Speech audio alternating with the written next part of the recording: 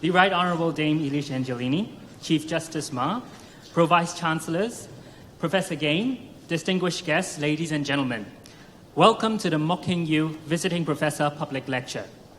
Today we're greatly honoured to invite the Right Honourable Dame Elish Angiolini, Mocking You Visiting Professor of the Chinese University of Hong Kong, to deliver a public lecture on justice and the misunderstood.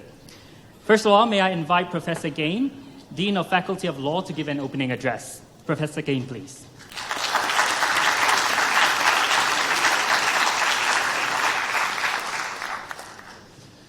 Chief Justice Ma, Pro-Vice-Chancellor Hui, Pro-Vice-Chancellor Cheung, distinguished guests, colleagues, ladies and gentlemen, welcome to the Faculty of Law and to this Mocking You lecture, which will be delivered, as we've heard, by Dame Elish Angiolini as Mocking You Visiting Professor of Law. Before introducing the speaker, may I, on behalf of the faculty, express our gratitude to the Mocking You Charitable Foundation for the generous support it has provided in connection with Dame Elish's appointment and this lecture in particular. Let me say now a few words about our speaker. Elish Angiolini is one of the most distinguished practitioners of Scots law of her generation. Between 1984 and 2006, she rose from being a junior prosecutor in Airdrie Sheriff Court to occupy the position of Lord Advocate, one of the major offices of state in Scotland. Over those 22 years, between 1984 and 2006, she moved between frontline prosecution work in some of the busiest criminal courts in Europe and policy work at the highest level in the Scottish Crown Office. In 1997, she was made head of policy in the Crown Office, with responsibility for the development of policy across all functions of that department. This was a time of great political and constitutional change in Scotland. The United Kingdom government, the first Tony Blair government, was committed to enacting legislation to re-establish the Scottish Parliament, to create a devolved Scottish government, and to pass a Human Rights Act to embed in the domestic law of the entire United Kingdom the European Convention on Human Rights. This is the so-called policy of bringing rights home. As head of policy, Elish Angiolini led the Crown Office's preparation for devolution and for the implementation of the Human Rights Act. Her leadership meant that when the human rights provisions of the Scotland Act and later the Human Rights Act came into force, the Public Prosecution Service was undoubtedly that part of the Scottish Scottish justice system best equipped to meet the challenges of these developments. In 2006, the Scottish First Minister, Jack McConnell, appointed her as Solicitor General for Scotland. Her appointment did not pass without comment. While all but the most conservative elements of the Scottish legal profession were just about ready to accept the appointment of a woman as one of Scotland's law officers, a good few of them were not yet ready to accept the idea of a mere solicitor and procurator fiscal being appointed to such a role. For them, much worse was to come, because 5 years later, Elish Angiolini was appointed Lord Advocate. For those of you not closely acquainted with the Scottish legal system, and I think there are about 4 of us who probably are, that is pretty well everyone here. The office of Lord Advocate is one of the major offices of state in Scotland and has been in existence for more than 500 years. In its modern form, the Lord Advocate is the head of the system of public prosecution in Scotland and legal advisor to the Scottish Government on matters within the competence of the devolved system of government. Once again, voices and eyebrows were raised, but it says a lot about Dame Elish's contribution to public service that these critics quickly fell silent. Confidence in her as Lord Advocate was later confirmed when in 2007 there was a change of government and the Labour-Liberal coalition government was replaced by a Scottish nationalist administration headed by the new First Minister, Alex Salmond. There was speculation that the new SNP administration might replace her. However, in a major break with past practice, Alex Salmond invited her to remain in post as Lord Advocate. This made her the first Lord Advocate to serve 2 administrations consecutively of different political complexions. Dame Elish stepped down from the role of Lord Advocate after the Scottish parliamentary elections in 2011. Her time as Lord Advocate was marked in many ways by modernisation in many aspects of the prosecution service, by increased professionalisation of the prosecution service, by greatly increased openness as to how the prosecution service conducted its business, even though that from time to time brought her into some conflict with senior members of the Scottish judiciary who I think were not used to openness in many aspects of the Scottish legal system. And a greatly increased emphasis on the rights of victims in the criminal justice process. It's not surprising then that in the year that she stepped down, she was appointed Dame Commander of the Order of the British Empire for services to the administration of justice. Since leaving professional practice, Dame Elish has continued to occupy important functions in public life in the United Kingdom. She has been appointed as Principal of St Hugh's College, Oxford, and in 2013 was appointed Chancellor of the University of the West of Scotland. She has continued to pursue other public roles, both in Scotland and in the rest of the United Kingdom. For example, by undertaking inquiries in areas of great sensitivity, including recently the manner in which allegations of rape and sexual assault are investigated by the Metropolitan Police, and the very sensitive question of deaths in police custody. We are privileged to have with us this afternoon a criminal practitioner of great experience, and it is my very great privilege to invite you all now to welcome her and to invite her to deliver her paper.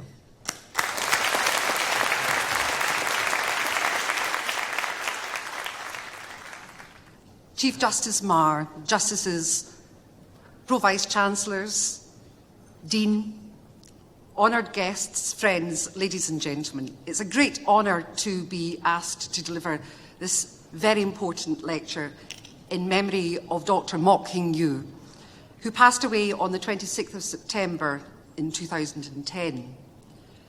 This year is also a very poignant one for the Mok family, following the death of Dr. Mok's widow, Rita. I had the great privilege to meet Mrs. Mok twice in her home, and I think it's fair to say that both Dr. Mok and Mrs. Mok's lives have been a great inspiration to us all. Following the war, Dr. Mok did postgraduate studies in clinical work in Britain and was subsequently admitted as a member of the Royal Edinburgh College of Physicians in 1951. What a wonderful choice in Scotland. In recognition of his distinction there, he again was elected as a Fellow of that College of Physicians in 1971 and was similarly honoured by the Hong Kong College of Physicians and the Hong Kong Academy of Medicine in 1993. He is one of HKU's, if I may mention this at this point, Pro-Vice-Chancellor, this noble institution.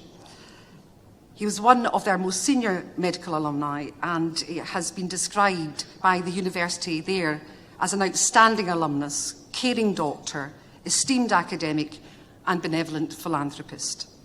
His contributions to his chosen profession, to society and to his alma mater are exemplary. In 1972 he established a number of medical bursaries. He served as Vice-Chancellor, later as President of the Hong Kong University Alumni Association, and has endowed several visiting professorships as well as other posts in respiratory medicine at that university. He has also contributed handsomely to the Chinese University of Hong Kong. He established 2 Mok Hing-Yew endowed professorships here to support professors of the Faculty of Medicine who are at the forefront of their fields of research and expertise. Apart from our very distinguished Vice-Chancellor, Professor Joseph Sung, Lawrence K.S. Wong of the Department of Medicine and Therapeutics has also been named as a Mok Hing-Yew Professor. These generous donations have contributed significantly towards the advancement of teaching, research and academic development of the university. However, it goes beyond that. From volunteering with the Air Raid Precaution Corps and the Auxiliary Medical Service during the war, Dr. Ming went on to act as the Tung Hua Group of Hospitals pro bono consultant on a regular basis. as well as giving considerable support to various charitable organisations. Dr. Mock essentially spent his life dedicated to the well-being of others, be that in the area of education, religion, or social welfare. And that propensity has been passed on to his family, who continue that great tradition of great support to education certainly in Oxford as well, where we have a number of significant scholars and indeed have benefited from the great generosity and philanthropy of the family. And I know, having been at a school yesterday, St Mary's Church, a wonderful school in Cowlin yesterday, and seen the vibrancy of that school, the contribution that the family continue to make across Hong Kong here. In recognition of Dr. Mock's contribution to medicine and the intricate links that there are between medicine, social science and the law, my subject this evening is of a medico-legal nature. This evening I'd like to explore the extent to which changes in law, practice and legal training have adequately addressed and challenged our collective understanding of the range of behaviours we encounter in criminal justice systems. The impact that our traditional assumptions about such behaviours may have on the assessment of credibility and reliability of witness testimony will also be looked at. I ask, are systems of justice sufficiently nimble and responsive to growing knowledge about the human condition? Or is there a need to resist the psychological theories hovering around the system, lest the assessment of evidence become hopelessly complex and the sentencing process totally immersed in the possibly dystopian concept of therapeutic justice, a notion the emergence of which many consider comes at the expense of the erosion of fundamental principles of personal responsibility and punishment. Are we lawyers truly equipped to deal with these rapidly increasing challenges to the foundations of so many of our long-standing doctrines in the 21st century? In short, do we lawyers all need to see a psychiatrist? Elsewhere, I have described my first real encounter with the unexpected and startling response of a victim to what is, in the grand scale of things, the relatively minor crime of burglary. The incident occurred, and it was one of several burglaries which occurred in my own home. It was in the 1970s in Glasgow, and I lived in Govan. Govan may not be significant to many of you, but it was to Professor Gain, because when I asked him if I could borrow his watch for timing, he said, "Oh gosh, I've just remembered you're from Govan." So I think he was worried he might not see it again. But I came home from school at about the age of 15 and wandered through the house, beautiful sunny afternoon, and looked across the leafy garden to see my mother, who was about 65 at the time, perched at the top of a set of ladders at the back wall. She had a large sun hat on and a pair of sunglasses. It looked like a scene from the famous Five. The mother was about to dish out some ginger beer in this idyllic setting. But when I looked closely at what she was doing, she seemed to be planting something at the top of a wall, as if she was planting daffodil bulbs as she went along. But in fact, she wasn't. She was planting sharp shards of glass into the concrete as she went along. And I was astonished and absolutely horrified that this woman who was a warm, loving, kind, benevolent individual with great sense of humour, had no foresight as to the consequences of what she thought would be a deterrent, as opposed to something that might kill some child who climbed over the wall, or an animal, or indeed someone who was burglaring the house, and she would not have wanted to live with the consequences of that. But as I say, I lived in an area where crime mushroomed. As the work of the shipyards in Govan slowed and some of the yards closed, unemployment grew, and more so-called problem families were also moved into an area close to my home. That area became known locally as the Wine Alley. How it got that nickname is not clear, but the term is used in Glasgow to describe the movement of tenants from their derelict council housing to temporary housing elsewhere in the city whilst waiting to have a new house. And you're known as being decanted. That may or may not account for the alcoholic label, or it may indeed be about the alcoholic intake of some of the residents at the time. but that's what it was known as. From being a hard and proud, solid working class fulcrum of the city of Glasgow, Govan seemed to descend into a quite different place. Weighed down by a growing burden of deprivation and unemployment, crime mushroomed there, as I mentioned. My parents' and neighbours' homes became regular targets for thieves. Time and time again, the front door or the windows of our home would be smashed open and the house wrecked by those in pursuit of what were usually slim pickings. As with some of our elderly neighbours, my mother's response to the experience of these constant burglaries was to become almost reclusive, limiting her visits to the shops or to anywhere, frightened of what she might find on her return. The physical security of the house was bolstered by the addition of an ugly wrought iron cage bolted on to the delicate Georgian stained glass door behind it. The sturdy doors, the storm doors, were kept firmly and permanently locked thereafter. Those responsible for wrecking our home repeatedly were faceless, selfish, and mean-spirited bullies. Or at least so we chose to believe. Sinister individuals who had transformed family homes all around the area into mini fortresses, and their occupants into anxious and vulnerable people. But much more dominant than the sense of violation for us was the desperation for those constant burglaries to stop. Even then, desistance trumped retribution in our own outlook. When I embarked on my career as a very young prosecutor, these formative experiences coloured my initial impression of the process of prosecution. I held a strong, instinctive view about the need for justice and punishment of those convicted, an innate sense of the need to pursue perpetrators to ensure a fair trial, but also the hope that victims of crime could be empowered through the process and have peace of mind restored to their lives. After dealing with hundreds of cases in my first few months as a prosecutor in my 20s, I matured rapidly, both as a prosecutor and as a human being.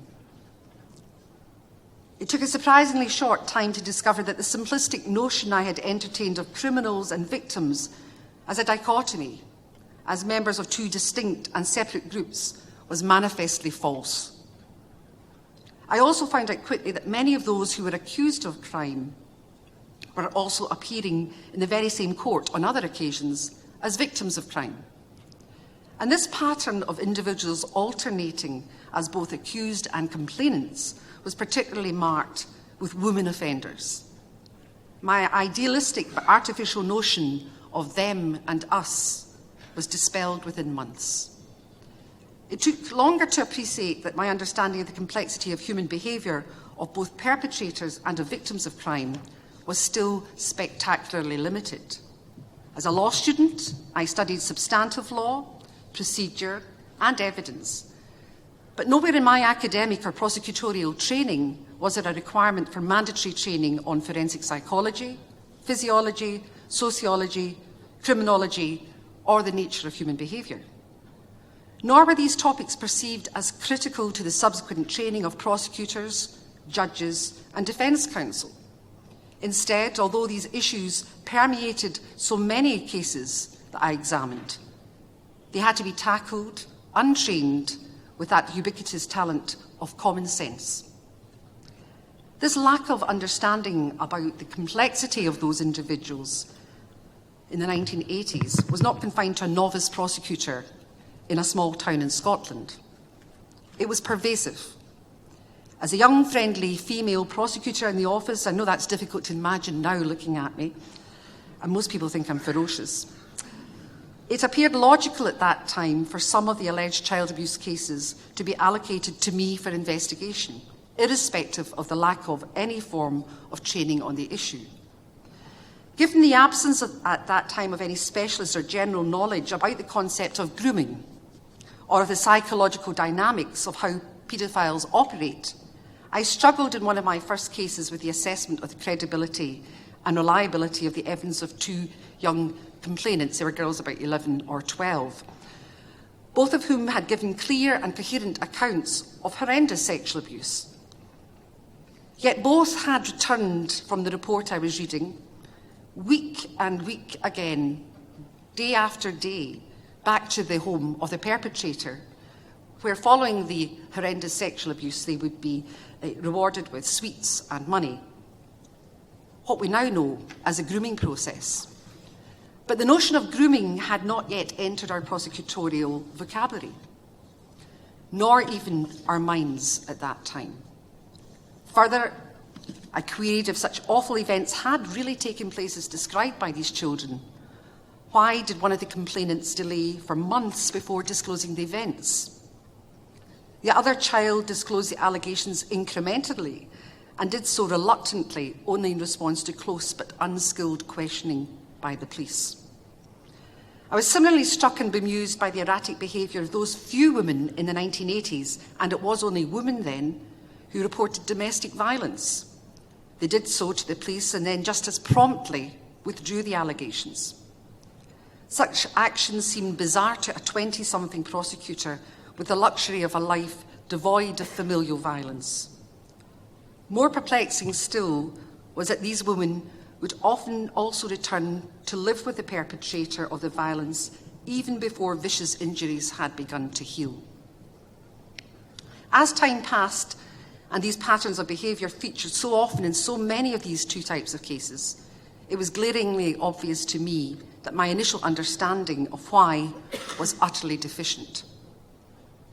Having agitated so much about our lack of training in the matter, I was packed off to the United States by an enlightened senior prosecutor for a week-long intensive course in the investigation and prosecution of child abuse. At least I thought he was enlightened. I think he wanted some peace from me because I talked so much.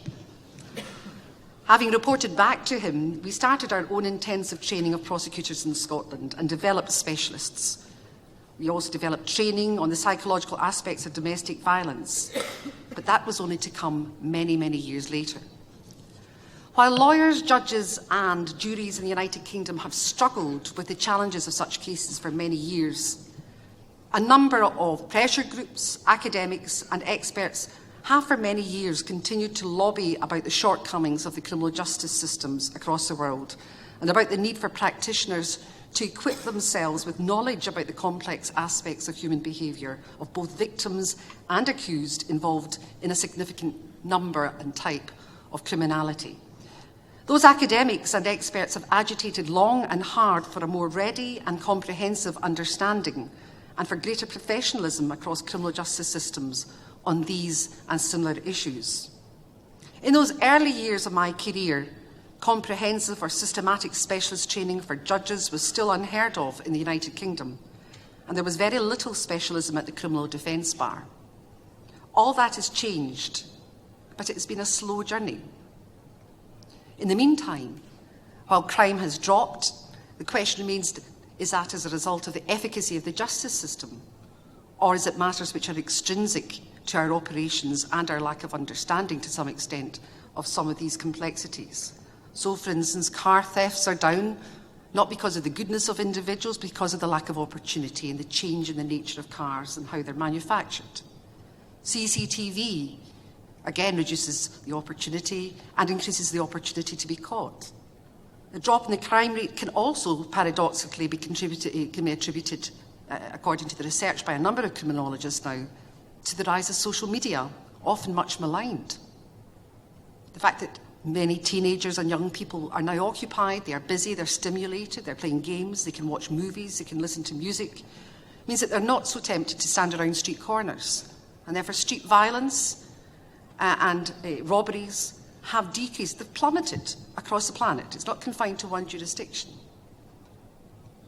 So we have to ask questions about how do we as a justice system interact with what is causing the reduction of crime, which must be the long-term objective of a justice system, is to try and reduce its effect, to ensure that it's fairly tried, but in sentencing ensuring that there is a deterrent and a rehabilitative effect of the sentencing. But in the meantime, rhetoric from politicians, particularly in the United Kingdom, of short, sharp shock sentences of imprisonment, have caused the prison population in the United Kingdom to almost go through the roof. We're imprisoning people for very short periods of time, notwithstanding the evidence that short periods of instances of imprisonment do not change behaviour. They don't act as a short, sharp shock. It's a masterly display of an alliteration. They act as an inoculation, because once you have been in prison, the deterrent effect is removed. But the disintegration of your private life, the impact of it, particularly on female offenders, is such that it's something very, very difficult to retreat from thereafter. The establishment of judicial training institutes, colleges of policing, prosecution colleges, and the development of a wide range of excellent specialist CPD training by the Bar, that's continuing professional development by the Bar and law societies across the world, has now provided a platform within the practising profession to address the deficit in our understanding of many of the complex behavioural issues inherent in a wide range of cases. But some important aspects of this knowledge remain in the minds of specialists and in those practitioners who deal with these matters almost exclusively, and particularly in the minds of expert witnesses. But it's still out with the understanding of the range of what is perceived as normal human behaviour by many in our communities, and in that context I include those who are potential jurors. Nonetheless, the caution with which developing social and medical science is treated by many practitioners in the system has meant that much of the analysis and debate is still largely confined to academia and to pressure groups.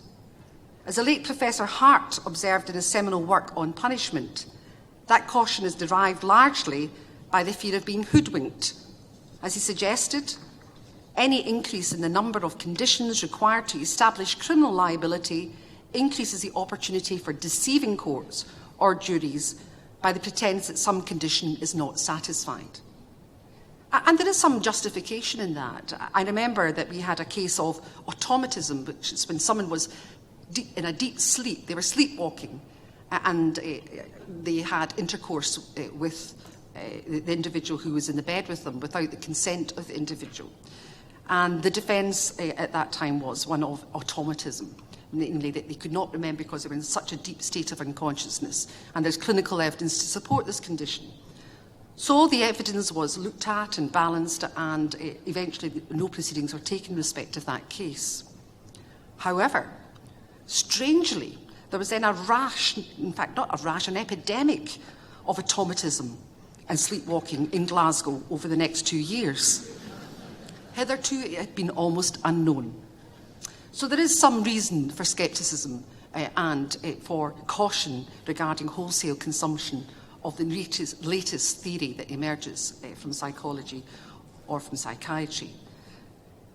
In the absence of expert evidence, the question remains of how practitioners can be satisfied, for example, that jurors, judges, prosecutors or defence counsel without such training are able to understand the underlying reason for the occurrence or significance of the behavioural feature of the evidence of their clients or of the accused, or indeed of other participants who are witnesses or jurors in the court when faced with those issues.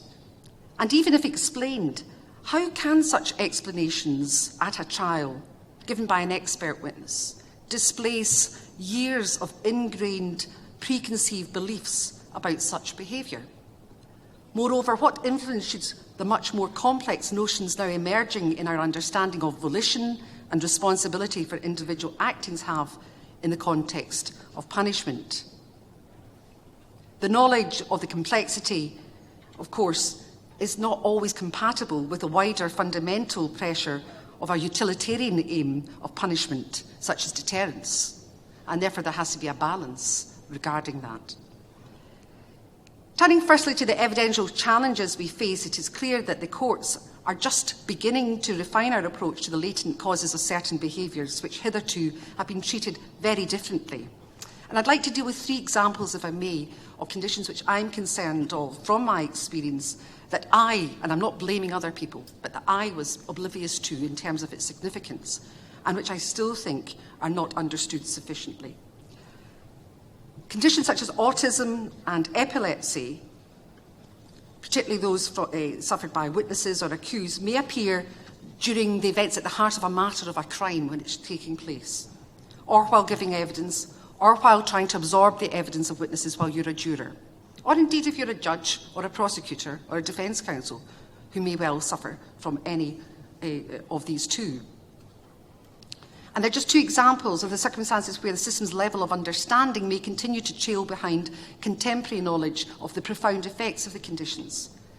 Similarly, what impact may such conditions have on jurors, as I mentioned, or other participants, if our understanding of the challenges of such conditions is deficient? Autism spectrum condition is a term used to describe all people who have difficulties with social communication, social interaction, and social imagination. As the word spectrum implies, people can vary in their difficulties or abilities regarding any of the characteristics associated with autistic spectrum condition. If you have Asperger's syndrome, a condition at the higher level of the spectrum, you don't have a learning disability. Like many people who are at the lower end who do, in fact, have significant learning disabilities. And indeed, many Asperger's sufferers have very, very high IQs and are very gifted individuals and will occupy many senior positions across the spectrum in medicine, in law, in academia and across the world. 1 in 100 people, it is estimated in the world, are on the autistic spectrum. And therefore it is pervasive and it's something which we should know a great deal about. But, for example, people on the spectrum can find learning the meaning of body language, facial expression and tone of voice very difficult, very challenging. Now those three factors, body language, facial expression and tone of voice, are not just visually significant. What we know about communication is it's not just what you say, it's not the content of what you say that is significant. It is the way in which it is delivered, the tone, which allows people to assess credibility and indeed reliability. So faced with that challenge, already someone with Asperger's may find it a great struggle. They also struggle with face blindness, which means they find it hard to recognise people from their faces when they see them again. Most people with Asperger's have average, as I mentioned, or above average intelligence and are able to communicate using the spoken word. They're extremely gifted with music and mathematics being particularly strong features. But in any other area as well of expertise, they can really excel. But not all of them are. Not all of them are genius, because I think the Rain Man was my only source of knowledge of Asperger's for many years until very recently. And again, it doesn't give a comprehensive understanding at all of the condition. They can have difficulty in understanding others' thoughts and feelings, and therefore their ability to empathise is restricted. Now imagine a situation where someone is in a street where someone is injured and someone with Asperger's sees someone and speaks to them and is not seen or construed as displaying appropriate empathy or emotional intelligence towards them. They can be construed as being hard and uncaring, but it's simply an inability to express that.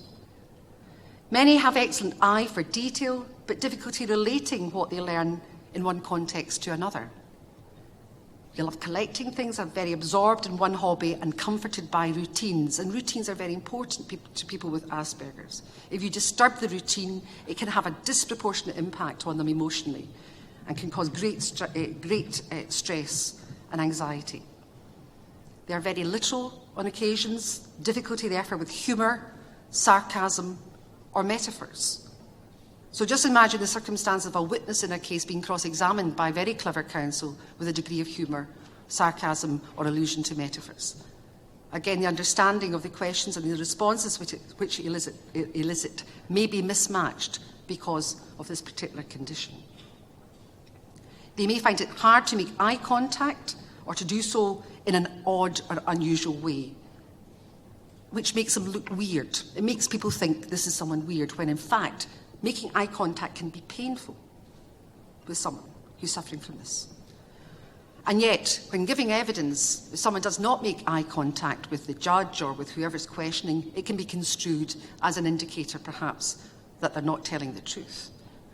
And traditionally has been looked on. If you don't look someone in the eye, particularly if it's one of my sons when I'm accusing them of something, or they're accusing me of having taken a biscuit or half a biscuit, as I'm wont to do from the biscuit tin, Avoiding eye contact can be construed as a lack of credibility in your explanation. And that doesn't just affect people with Asperger's. In many cultures, meeting someone in authority by staring them in or looking them in the eye is seen as a sign of disrespect. And it's respectful to avoid their eyes. And many from the Indian continent will do that when giving their evidence.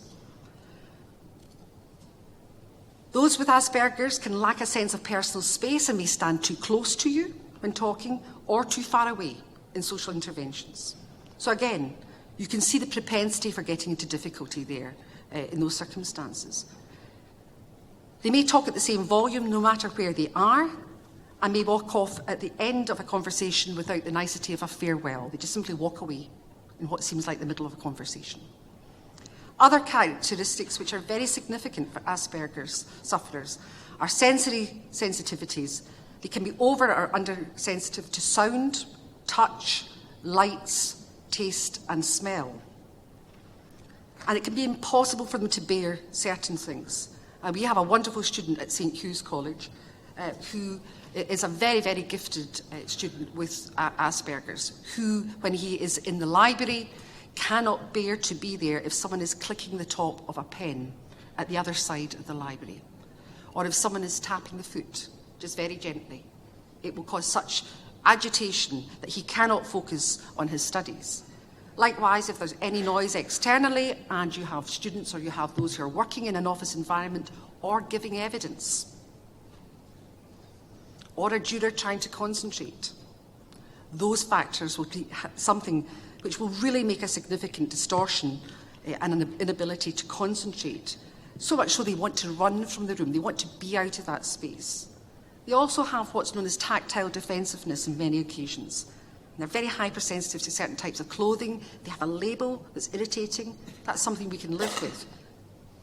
For those with Asperger's, it may be so distorting that it excludes any other factor, anything that's going on at that time. Water on their skin can feel very painful. It feels like very, very strong pins and needles, that horrible sensation. As I mentioned, light touch. So a macer or an officer of the court escorting a witness into court, who puts their hand lightly on the back of the witness to escort them and direct them, may be something which causes great agitation and great anxiety for someone who has Asperger's. Many suffer from disorientation and inability to remember landmarks. So a person who's been in a courtroom once may not remember where the courtroom was the next day. They've been shown the courtroom. They may not be able to get to places, nor be able to describe how they went from A to B while giving their evidence. Now, that is a series of examples. Another very significant one, however, is the ability to be distracted, as I've mentioned earlier, to the point of fixation.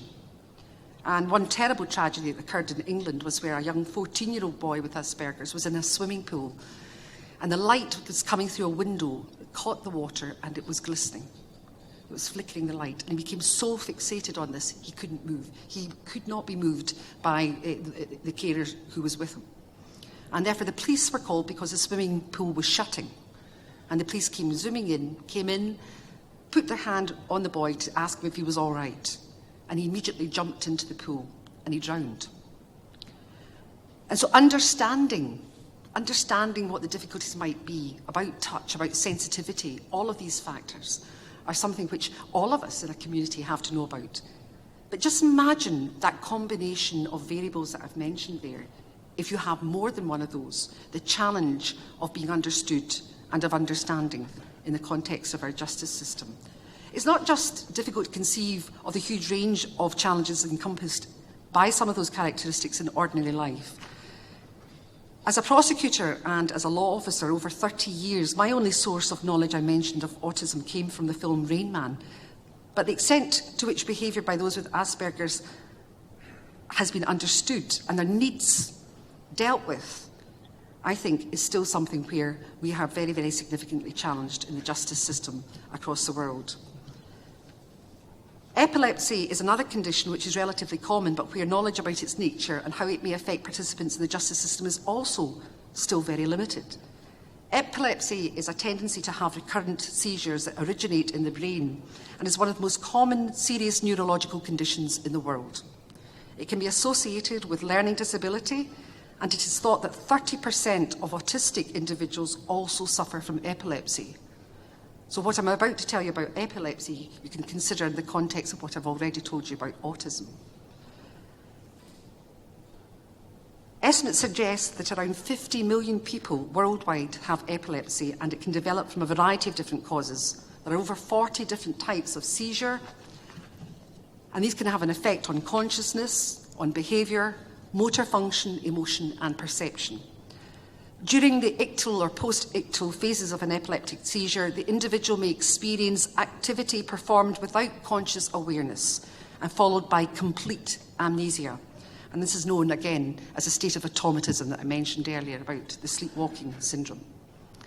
While many people associate epileptic seizures with very dramatic grand mal episodes, many epileptic seizures are much, much less visibly dramatic and obvious. Purposeless, automatic and involuntary movements, such as chewing your lip smacking, picking at your clothing, or wandering around confused, may in fact be taking place during or after a complex partial absence seizure, and can be misconstrued as someone who's doing something consciously. During such episodes, the individual may be able to talk to some extent.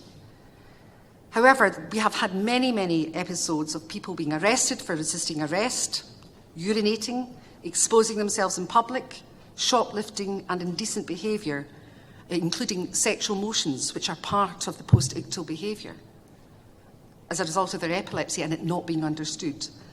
Where evidence of such behaviour does occur and the individual has a history of epilepsy, it's important to establish whether the person can recall the episode, were there any signs of premeditation or planning, was the behaviour directed, and did the person try to escape or conceal the episode afterwards? If any of those features are there, was not an epileptic episode. Persons with epilepsy have a 25 times greater risk of suicide than age-matched controls. The prospect of a misunderstanding can and has resulted across the world in tragic outcomes. The importance of recognising the nature of the condition in accused persons, witnesses, and jurors is critical. Some seizures, as I've mentioned, are so slight and short in duration that people in close proximity may be blissfully unaware that they have happened. And it could be a director of a company, a chief executive, giving evidence in litigation. We're not just talking about the criminal justice system here, where it could be taking place. And I believe it is a condition, the manifestation of which is still not well enough understood by court practitioners, but needs to be. We need to be aware of it. And we need to have that fundamental to our training and not something which we require always to have experts in the sense that almost that grooming now is something which anyone who watches a soap knows commonly of. It has to get to that level in the community for jurors to understand, because otherwise we have to explain to them evidence which again may run counter to what has been described as the actus reus of the crime, where they have formed already their prejudice about the individual without knowing the circumstances which may underlie the behaviour in question. And it can be dramatic. We had an epileptic gentleman in Scotland who took a baby in a pram from outside a shop. Now you can imagine the distress and how serious a crime of abduction that was. But again, it was quite clear thereafter that he didn't move away. He didn't run off. The mother came out and grabbed the pram back. And thereafter it was discovered that he had significant epilepsy. But again, he wasn't lying on the pavement. He was moving around in what looked like conduct where he was conscious. Post-traumatic stress disorder is the final disorder I want to mention this evening. And in a similar vein, PTSD is a condition we hear a great deal about and we know to be common, but the characteristics of which and its significance in the forensic setting have not yet reached a level of common understanding. Post-traumatic stress disorder is an anxiety disorder triggered by a life-threatening event responded to with intense fear, helplessness or horror. It is another condition which is of tremendous significance to court practitioners. Rogers and Helihay, in their paper of 2014, explain that under conditions of extreme stress, the integration of sensory and emotional information with the semantic information that helps us place memories in time and space is disrupted. So instead of voluntary verbal accounts of what happened, memories for trauma are often images, sensations, or emotional states. During acute trauma, conscious processing may be impaired as the individual goes into survival mode. And you have to think about that, because we ask people to give evidence in court with the expectation that what they will recollect will be a chronological and logical sequence of events. Subsequently, aspects of that trauma can be involuntarily triggered by reminders, an adaptive, although oversensitive, alarm system to protect the individual from further threat.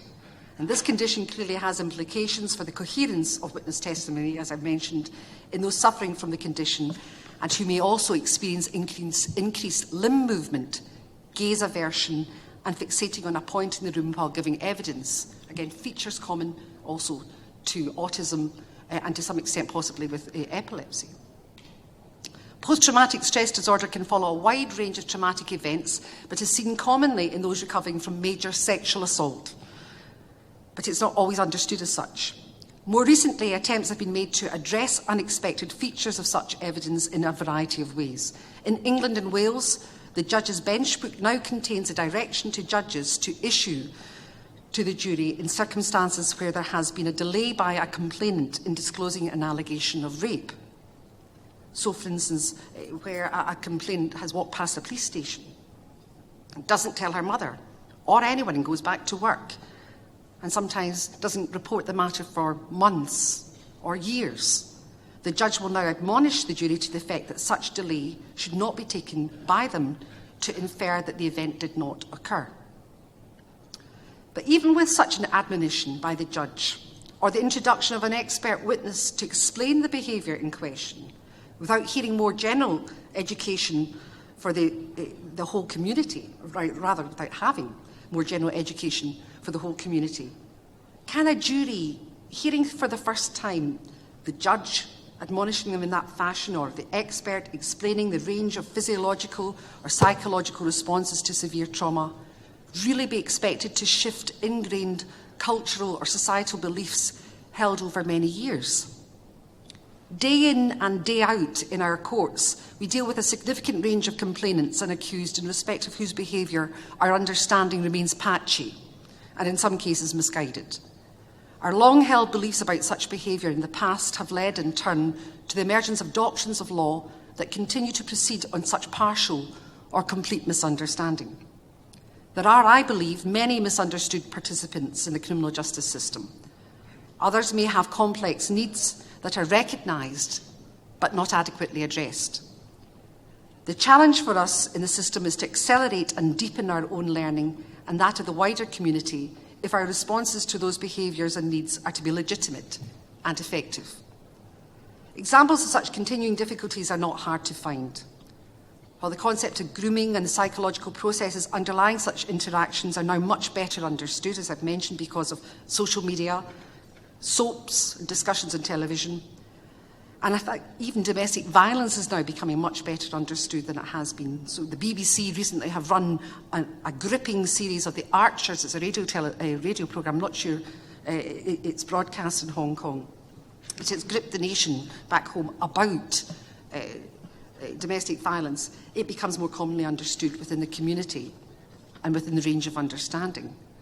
However, there also remains an understandable concern on the part of the jury that recognising this complexity may result in the introduction of an army of experts or pseudo-experts to assist the court in its proceedings, and thus they become tribunals filled with psychologists, psychiatrists and social scientists, very rich and lined up on either side of the argument, in which costs for the court rise and cases become even longer.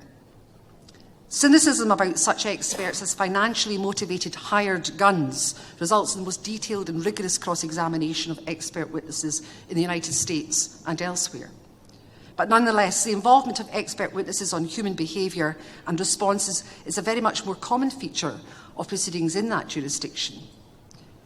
Their prosecutors, in an effort to counter low conviction rates, particularly in rape, will deploy expert witnesses to prevent unjustified damage to the credibility of the evidence of complainants and who might otherwise be misunderstood because of a strong stereotype of how a real victim responds and behaves in these cases. The prosecution of rape presents many challenges, and the legal requirement in my own jurisdiction in Scotland of corroboration, that's two sources of evidence, independent sources of evidence to support a material fact, present a huge challenge, but result in 1/3 of all rape allegations being determined for no proceedings because of that. So over a number of years in Scotland, the appeal court has developed a doctrine whereby the display of distress by the complainant shortly or after the time of the alleged rape can be used as a source of corroboration. The extent of the capacity for such evidence to corroborate the allegation has, however, varied significantly over the years. The Lord President, Lord Carloway, in his report on corroboration, explained the rationale behind that admission of recent distress as a basis for corroboration. It is that the complainer's distress, spoken to by a third party, is a physical manifestation or reaction akin to, but not the same as, de recentai's statement. That's a statement made soon after the event. Independent proof of the reaction can lead to an inference that whatever happened did so against the will of the complainant, and was there, complainer in Scotland, I should say, but it's complainant elsewhere, and was therefore something brought about by violence, or now at least without the complainant's consent. The origin of the evidential significance attached to a display of distress or at or shortly after an event is not entirely clear. And by that I mean someone who has been a victim of a crime or a rape. There's an expectation that they will cry, they will weep, they will scream, they will look to speak to someone, they will go out onto the street and seek help. That expectation is something which is a norm that we expect, and its origins appear to have biblical reference in Deuteronomy, in verses 24 to 25 in chapter 22, where it said, "You shall take both of them to the gate of that town and stone them to death. The young woman, because she was in a town and did not scream for help, and the man, because he violated another man's wife." The expectation that a florid display of distress by the complainant is to be expected is also evident in Roman law. The Roman jurist Ulpian explains that any lack of distress or evidence that you are not upset might lead to dismissal of the charges. The origin of the recent distress rule in English law is clearly in Glanville around about 1190, and in Scotland in the Rege Majestatum, written between 1318 and 1400. And it substantially follows Glanville and appears to be the basis of the later rule in this jurisdiction. And it says the victim of such a crime must at once, and while the assault is still recent, go to the nearest village and there disclose to respectable men the injury done to her, exhibiting the blood, if any was drawn, on her face or on her body beneath her clothing. Professor McNair of the University of Oxford considers that the context of the rule is almost certainly not a special argument that accusation of rape, in particular, is untrustworthy. Rather, the context is a general requirement inherited from the Anglo-Saxon law that every victim of crime must immediately raise the hue and cry against the assailant. He explains that the obligation to raise a hue and cry probably originated as a form of semi-regularised self-help in early medieval Europe, later made into an obligation as a public duty, the breach of which was an offence. So not to cry out, not to weep, not to raise the alarm was a crime. In this context, the exhibition of distress and the fresh complaint rule appears as a mitigation of the hue and cry requirement in the interests of rape victims. Professor McNair also explains that crime victims generally are required to raise the hue and cry. It is recognised that rape victims may not be in a position to do so, so they're required instead to make a fresh complaint as soon as practically possible. In the transition from the medieval to the modern, the general hue and cry rule appears, but the specific fresh complaint rule survives and is theorised on the basis of the specific unreliability of rape accusations. It may be guessed that this is a matter of gender politics. The expectation of a strong manifestation of distress following rape clearly has a substantial history across Europe. While the doctrine of distress has been of immense assistance in the Scottish context for overcoming the strict purist notion of corroboration from two independent sources, and also supporting the credibility of the complainant, it has created an inevitable inference, supported in Roman law and medieval law, that the absence of a display of distress suggests the complainer's evidence may not be reliable or credible. There can be little doubt that the lack of manifest distress at or shortly after a rape continues to be seen as substantially weakening the case. It is a feature upon which the complainant will normally be subject to cross-examination and may be a factor that troubles a jury, members of which have the same ingrained expectation of a display of distress. Yet, as a forensic physician can explain, the notion that only a florid display of distress is evidence of distress is quite simply wrong. An understanding of the neurobiology of trauma and the immediate and ongoing symptoms victims experience could assist the jury to understand how victims experience sexual assault and other assaults, and how the trauma impacts on them. During any major attack or trauma, the chemical reactions to a traumatic event are engaged. The stress response is a natural defence mechanism in response to danger in the human condition. Adrenaline is released and a number of physiological reactions take place. The victim's immediate response during such severe trauma can be varied from withdrawal, disassociation, known as a flight response, or immobility and disassociation, known as freezing or flopping, or aggression and distress, known as a fight response. Just as common is appeasement or submission, and any of you have a pet dog will have seen that, where if they see another bigger dog coming towards them, the first thing they will do is to go down on the ground, roll onto their back, and the legs are in the air. As a survival mechanism, they're not being friendly, except if it's you that's tickling them.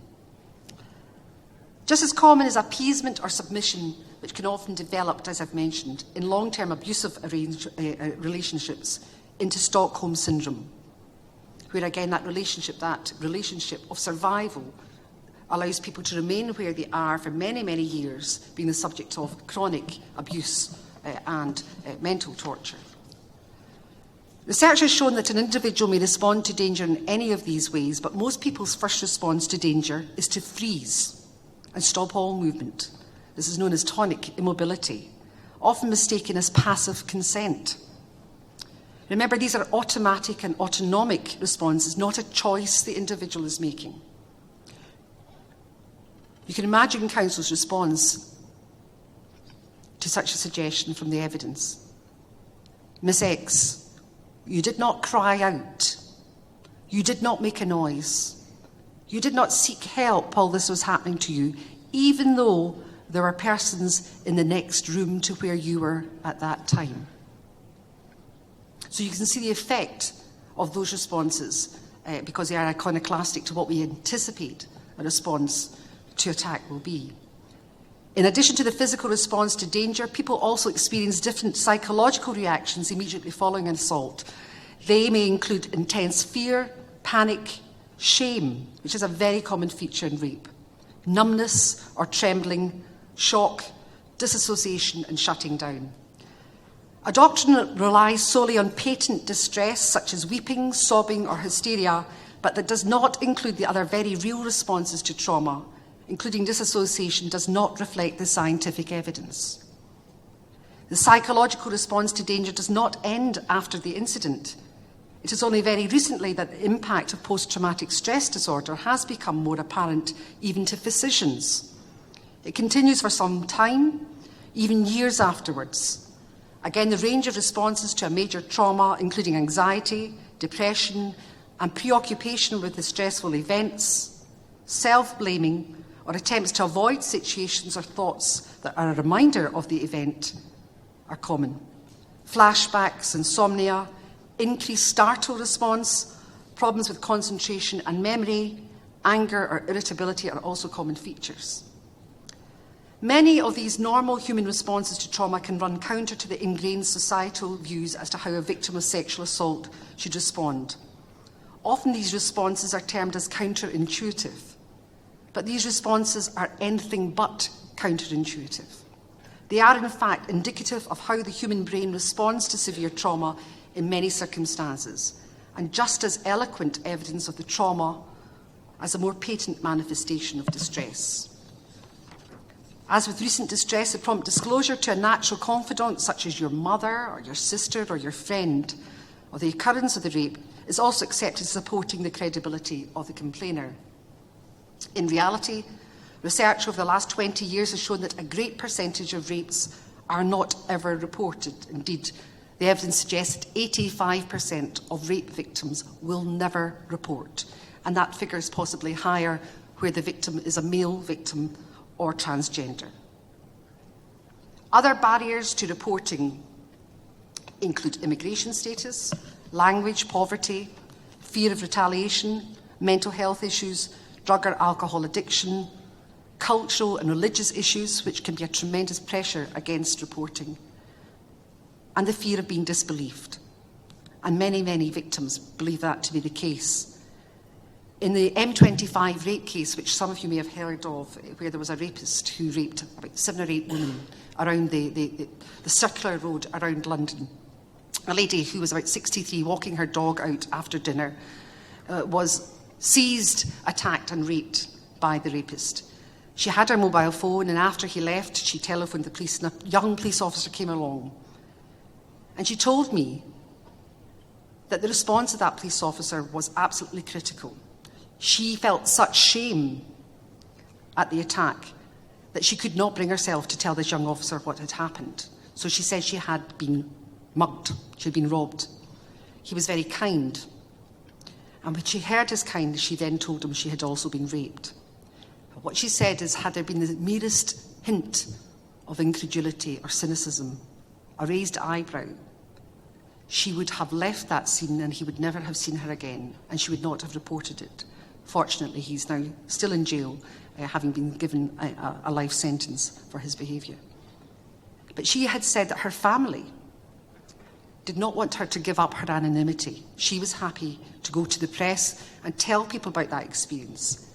And so she said, "My rape remains our dirty little secret in the family." So those pressures are still there within the family, within the extended community, and it's something which we have to realise is there for anyone who takes the step of reporting. In conclusion, ladies and gentlemen, the behaviour and responses of those who have been subjected to rape are subject to stereotypes and myths which are now incorporated with the best of intention in our law of evidence. If there's to be a better prospect of securing justice for those complainants whose responses and behaviours do not comply with these myths and stereotypes, we need to educate ourselves better and ensure that those members of the public who will serve as jurors have the opportunity to be equally well educated on these complex and delicate issues of human behaviour. Our law also needs to develop in a more nuanced fashion to reflect the greater sophistry of our developing knowledge and greater understanding of human behaviour than was available to Ulpian and his peers. The simplistic view overlooks the self-blaming, incredulity and efforts to suppress distress and normalise the situation by carrying on as usual that sometimes accompanies a traumatic event. We now know of a great range of complex issues that challenge the capacity of the conventional justice system to recognise and respond to the individual needs of those who participate. Participants in the justice system with, for example, mental health issues, learning difficulties, autism, dyslexia, dyspraxia, dysgraphia, epilepsy are commonplace. They may appear as accused, witnesses, jurors, lawyers, judges and victims. As the work of the Commission on Women Offenders that I chaired in 2011 disclosed, so many of those incarcerated in prison have been the victims of violent and sexual assault and whose self-medication with drugs and alcohol lead them into acquisitive crime and or mental illness. The efficacy of the sentencing process is also just as reliant on developing understanding of the human condition and what sentences are likely to deter and reduce recidivism. In the United Kingdom, our toolkit of sentencing responses remains remarkably crude, given what we now understand about those that we incarcerate. However, I'm optimistic that diversionary programmes and a problem-solving approach to a wide range of criminal behaviour will prove to be much more effective and much cheaper than the incarceration of so many. Recognition of and improved responses to the complexity of the human condition and to the individual needs of so many participants in our courts is a significant challenge for all of us in the justice systems across the world. We lawyers need to continue to up our game. Thank you very much indeed.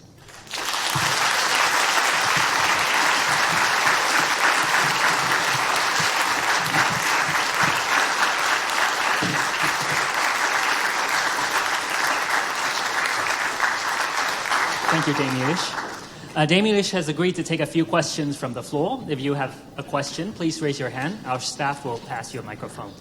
Dame Elish, I'm Fanny Cheung from the Chinese University of Hong Kong. Really appreciate your sharing, especially in giving us a good lecture on forensic psychology. I'm a psychologist myself, though to me it means a lot more, especially your experience of sharing on the rape survivors, which resonates with our experience in Hong Kong when over 35 years ago, I went through similar exposure to these survivors and when we started the War on Rape campaign in Hong Kong. But my question is, we try, especially for women, women's groups who are trying to support other women survivors in the legal system. And at that time, even close to today, when we're trying to bring some of these issues to the legal profession, there's oftentimes a resistance with the perception that we may be trying to interfere with the criminal justice system. And you also mentioned about use of expert witness, which could also backfire as being seen as hired guns. So should we start with legal education in the universities, and how do we enhance the understanding within the legal profession after they leave the university, and how do we permeate that in the wider society so that the jury become more understanding? Thank you very much for that question, and I think it's absolutely relevant. It's what I was saying is I think that it does need to form part of our core education as lawyers. The ability to communicate is critical for lawyers, no matter what the nature of your practice, be it criminal, commercial, or whatever area, that communication and understanding how other people are understanding you, and likewise, and how they're able to participate in any part of the legal system is critical. But I do think that that part of it has, when I started off as a young prosecutor in 1983, I just thought that judges were omnipotent. We knew everything. And when I raised issues about this with even senior prosecutors, they said, well, that's just all nonsense. And there was this, that's not there now. I don't think that there is the remotest aspect of complacency, and I think many judges and people in the system are consciously aware that there is a lot out there that is coming in, but are naturally cautious about what's right, because there are different theories.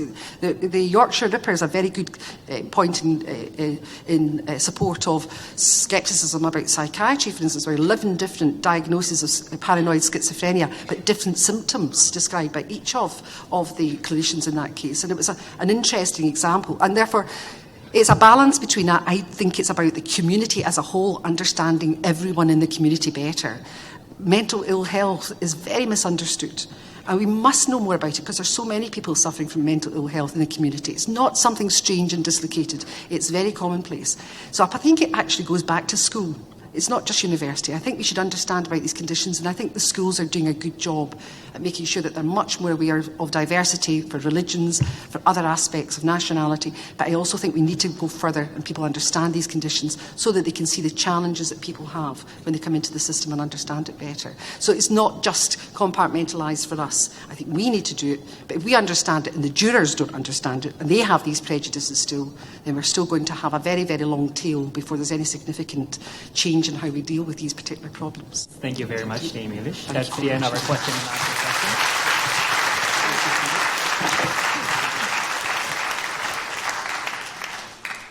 We will now present a souvenir to Dame Elish.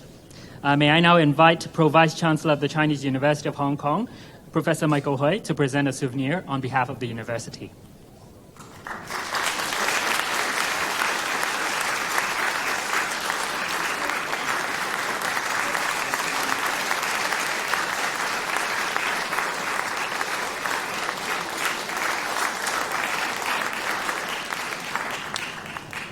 Now may we invite Mr. Christopher Mock, Mr. Edwin Mock, representatives from the Mocking You Charitable Foundation, Professor Gain, Professor Hui, and Dame Elish to come up for a group photo.